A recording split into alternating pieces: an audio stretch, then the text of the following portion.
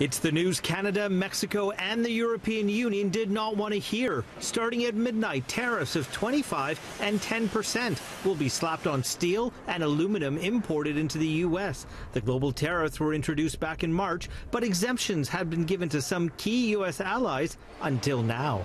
The question tonight, has Donald Trump sparked a global trade war? Mexico taking immediate action, slapping tariffs on things like pork, cheese, fruits, even lamps. And it's only a matter of time before the European Union makes a similar move. It's totally unacceptable that a country is imposing unilateral measures when it comes to world trade. The president of the European Commission expressing outrage at the tariffs. The Commission wasting little time in taking action, announcing it will file a legal challenge through the World Trade Organization. Oui, nous avons eu une discussion franche. This decision will be dangerous for growth. We don't want a trade war, says the French finance minister.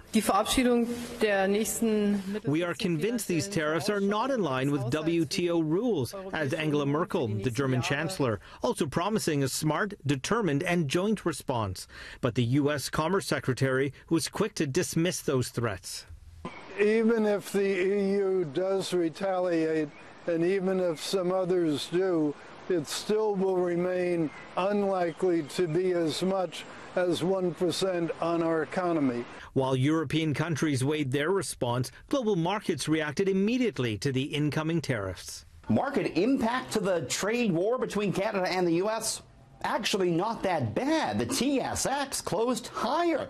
It was up 12 points. We did, though, see weakness for Canada's only publicly traded steel company, Stelco Holdings, out of Hamilton.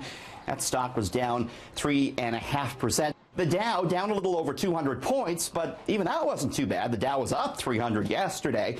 Canadian dollar declining by 0.5 cent, does remain just above 77 cents U.S. Trump originally said that steel and aluminum tariffs were brought in as a matter of national security and to protect U.S. industry.